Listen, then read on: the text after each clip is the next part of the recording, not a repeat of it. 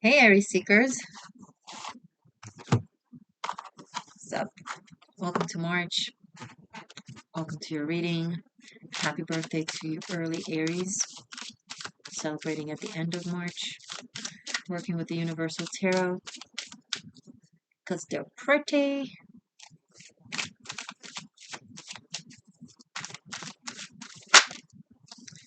Nine of Wands.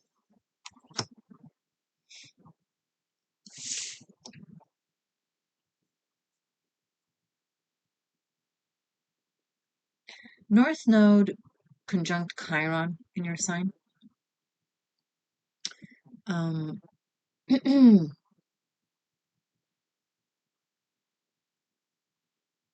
It kind of has you bring out all the pain in you in order to and transmute it into leadership and healing for others. You are meant to use the pain of the battlefield, right? As an Aries, the pain of the survival, the pain of the being the protector, the leader, the masculine throughout the times that always is called to war. And utilize it in modern ways for the sake of healing others. But it means that first the wound will open inside yourself and it will bleed a little bit in a safe way, right? In a safe environment. It's not a sword or a shot. It's a scratch, but it shows and it's felt and it's exactly in the right place to remind you and to bring it all back up and out.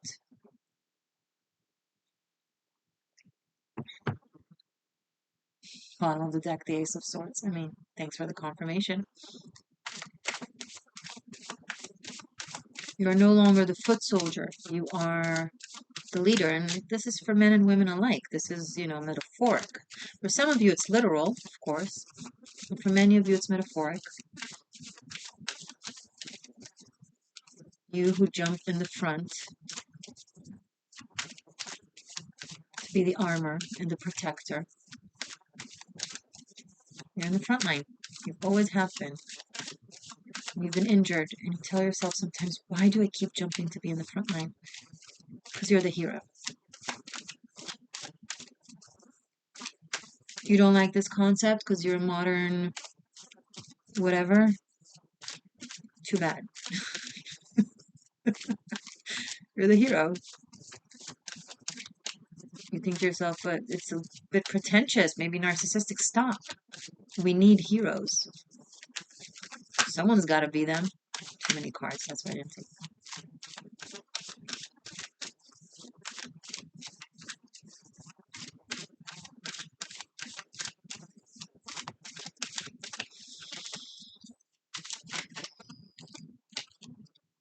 The Hangman. Yes, it's a form of sacrifice.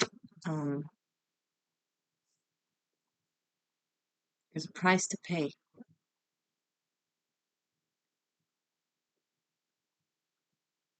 The reward is great.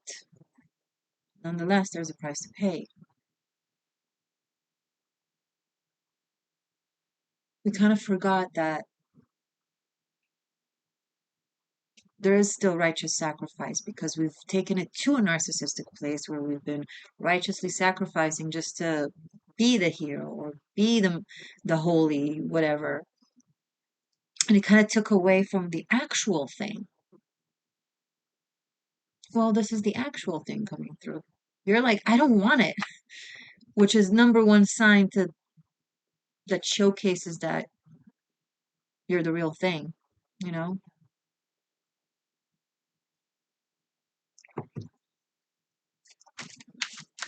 You keep saying you don't want to do it, but you still do it. You still show up. You still save. You still help. Still put yourself in the front line. Observe what it is that you do, regardless of what it is, aside of what it is you tell yourself that you want to do or want to be. Look at what it is that you do in the bottom line, in the moment of truth.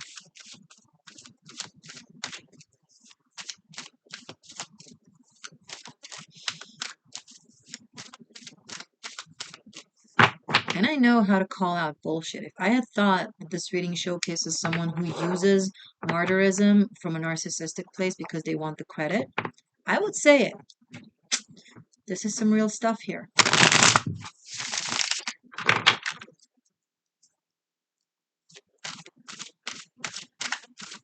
Make your shoes fit. I have no idea why it's coming through. Maybe some of you will understand. Whoever needed to hear this. Make your shoes fit. They can't be too big. They can't be too small. Your instruments, your tools, whatever it is that you're working with, make it fit. For some of you, it's actual outfits, like literal garments or clothes. Make them fit. Form-fitting. Not too tight, not too slacky.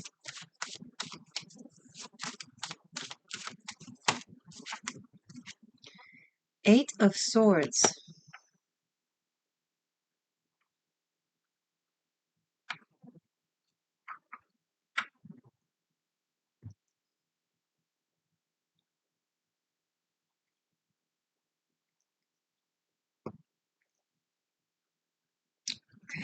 There's someone you couldn't save.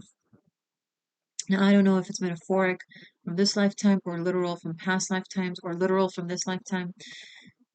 Who knows where you're at in the world and what it is you're dealing with, right? There's someone you couldn't save and that haunts you. This could be an actual memory. This could be a subconscious past lifetime soul memory. And the way it's there. Well, it is what it is, Aries. You're going to have to make peace with it. It can't be undone. I don't think it's your fault. And even if it is, you got to move on.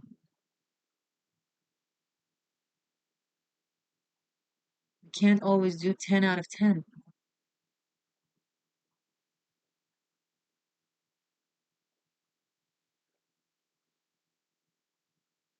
And picking up there's someone in your life that could be that person that you couldn't save in the past. And so you always see them as the damsel in distress or damselo. What's the what's the masculine version of damsel in distress? I don't know, damselo. What? Anyway, you view them in distress because that's your um, memory of them, even if they're not, and you treat them in accordance, and then you don't. It's like something about the dynamic between you and them is not fulfilled or not truly what it is, not playing out the way it should be or the way it is now because you constantly project um, something from the past onto them. Like if they'll need the slightest help from you, you'll be like, I can't save you. And like, dude, I just asked you to pass me the salt. Like, it's some proportions, okay? They don't know that like eons ago that a dragon came after them and you couldn't save them. They don't know. They just want the salt. Or hey, can you give me $2? I'm short for ice cream. I don't know. I don't know. Like, but you take like either standard things like when a friend asks for help and it's like super normal. It's like one of those just things. Um, that if someone else was to do it, you'd be like, sure, whatever. But if they do it, you're like freaking out. It's sorry, I don't mean to make fun of you, but it's interesting. So it could be this. It could be where this is coming from.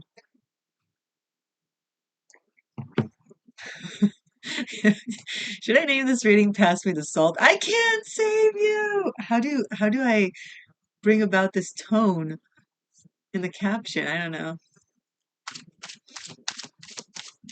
I'll call it the damselo in distress. Uh, whatever. You tell me. Write me in the comments how I should name this reading. Seven of Swords.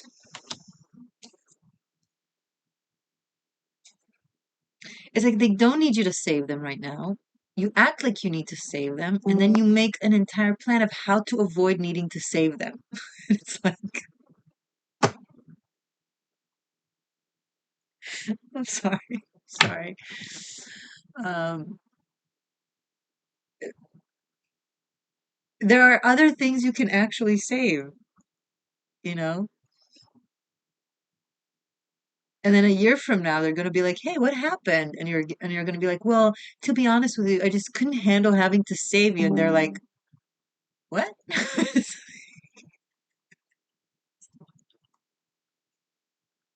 I'm so sorry. It looks like I'm laughing at you just a little bit, just a tad portion of it, just a snippet of it as I'm laughing at you, but I'm not fully laughing at you.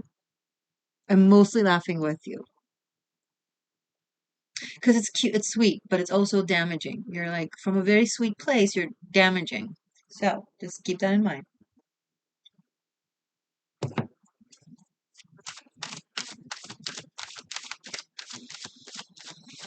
Okay, let's get serious. Show me more, please, about this for Aries for March.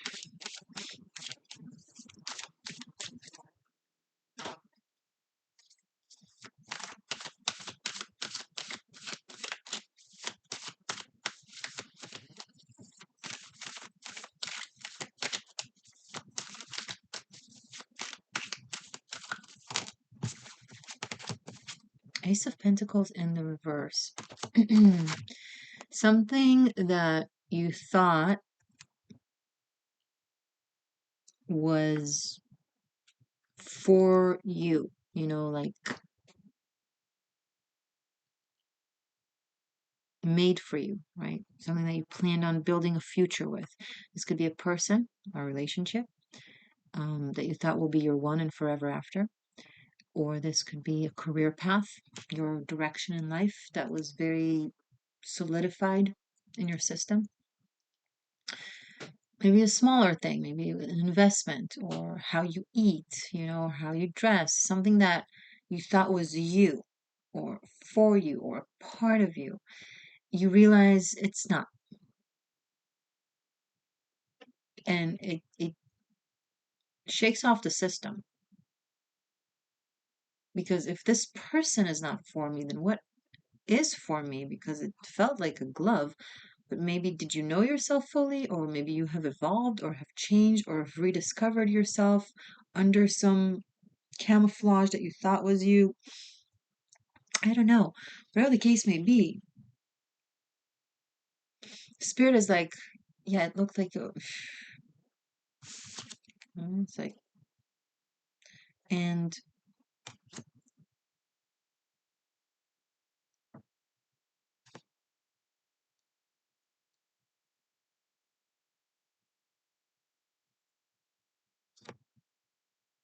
don't go chasing waterfalls.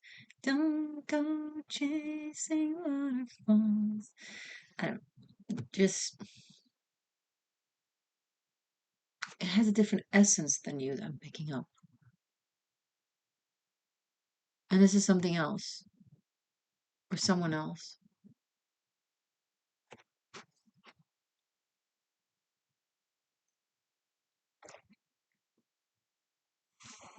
That which shines isn't always gold.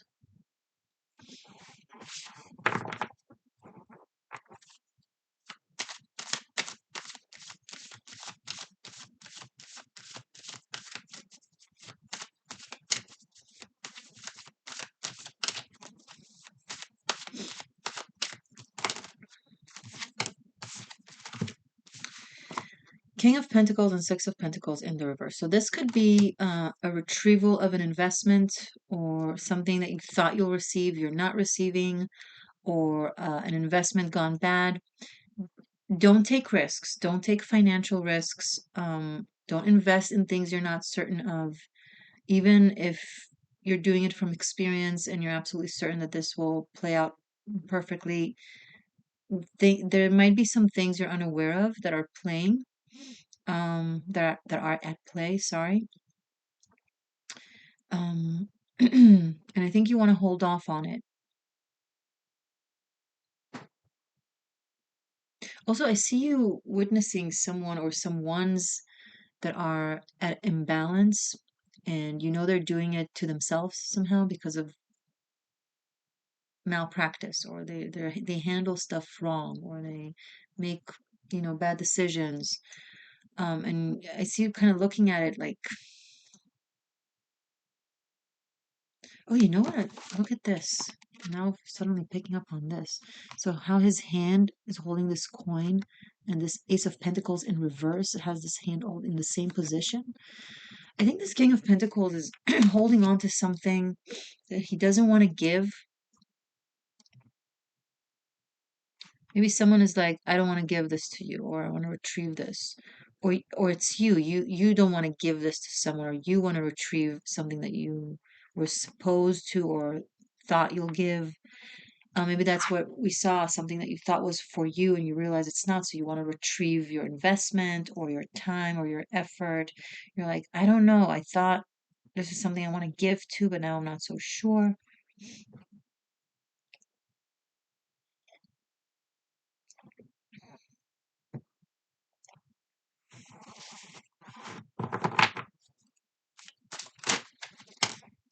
Now we have Six of Wands in the upright. That's good. So there's something that is based in passion and desire and is matched to your core, to your hara, to your center, your gut, yeah, instincts, all that jazz, the fire. Um, and that is your kind of compass of what to go with, um, what to choose, whatever applies.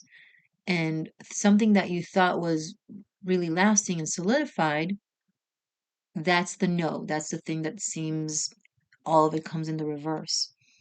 But the Six of Wands here says that by being who you are, like we started this reading, and acknowledging your nature, and yeah, being the center, and yeah, being the lead, and yeah, um,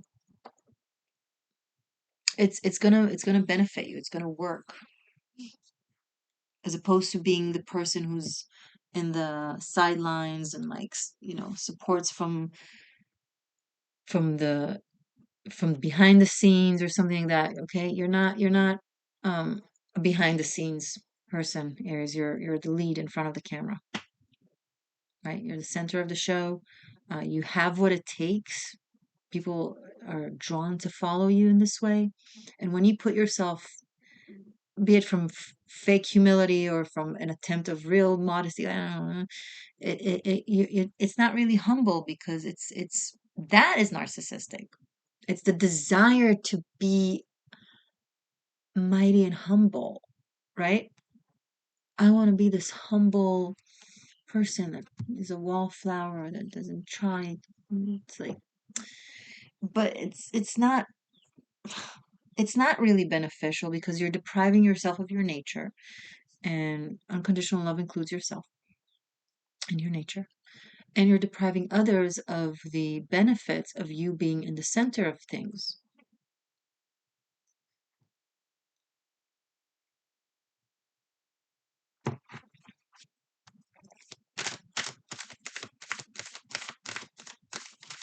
You're called to take the lead on something, Aries.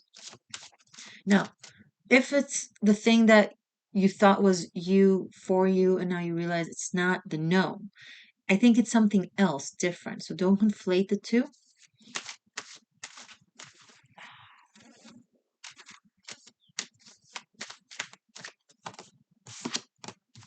Hierophant.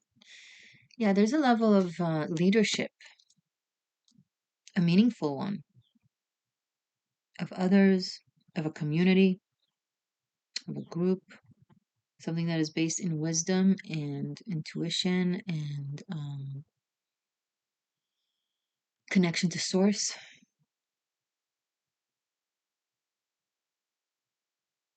The things that you've went through are your wisdom. A lot of times I hear people project their inability onto people who are capable, trying to diminish what they know, because it's like, oh, you're too involved in that thing to be objective. No, you're too knowledgeable and experienced to not have authority and speak in the matter, right?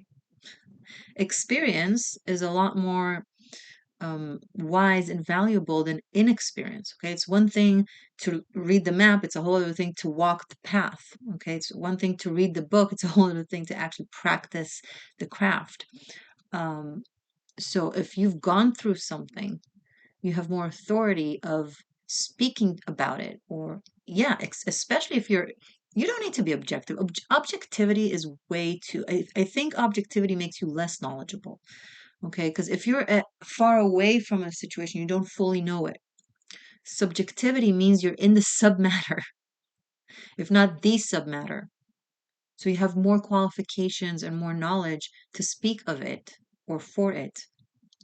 Okay, I don't want to study, I don't know, karate from someone who read books about karate. I want to study karate from someone who's been practicing karate and has been fighting with karate for a long time, and apply that to everything.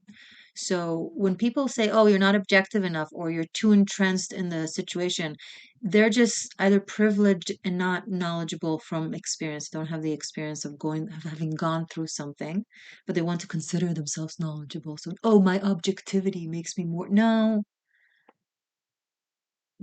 it's quite literally the other way around. The more you know, the more you know. I'm not going to listen to someone talking about a place that they've never been to. I will listen to someone who was born and raised there. Again, apply that to everything.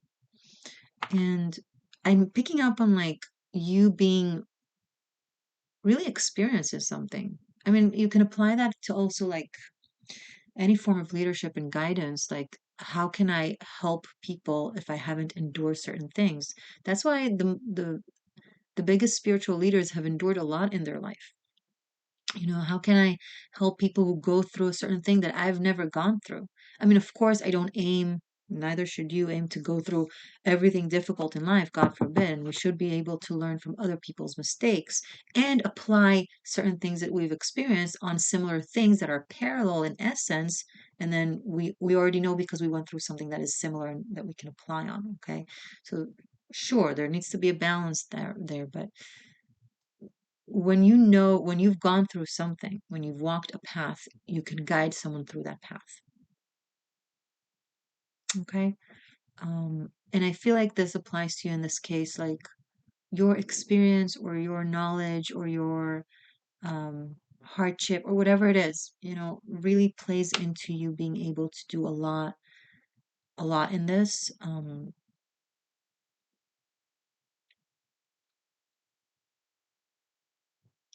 You're going to be the lead is going to be given to you. You're going to need to take it. Um, Again, I'm not telling you what to do. I'm just telling you what the cards are telling you to do. Okay? So then you do you, boo.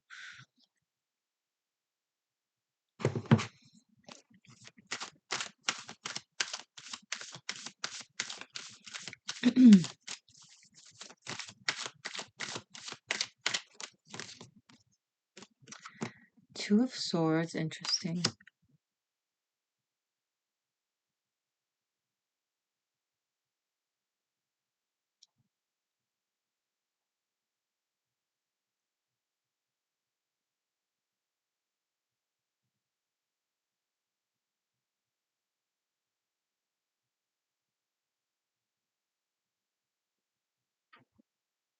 There's a battle that can't be won. And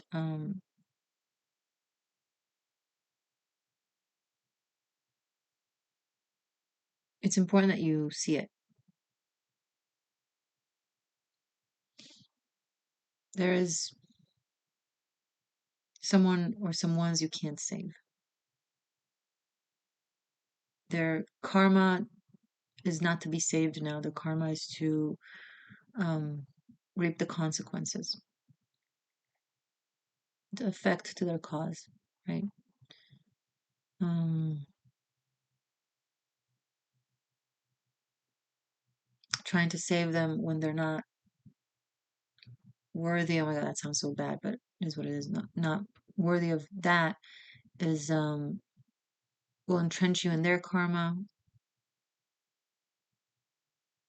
and will just sabotage the higher purpose. Someone has been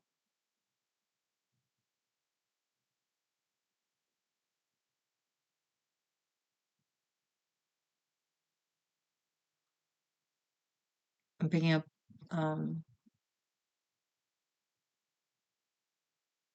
reckless with what is good. And oh wow, they've been careless and reckless and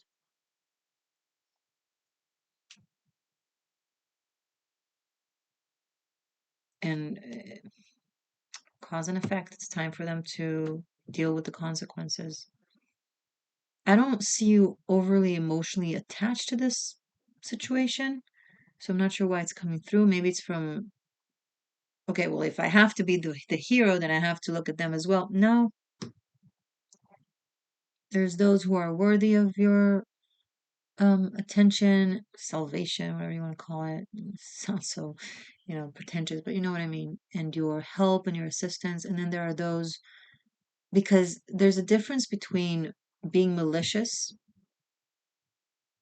and bearing difficult consequences. And then there's life circumstances and bearing difficult consequences. This is something that you, of course, feel free to help whatever you want to help, but that you need to be left to its device.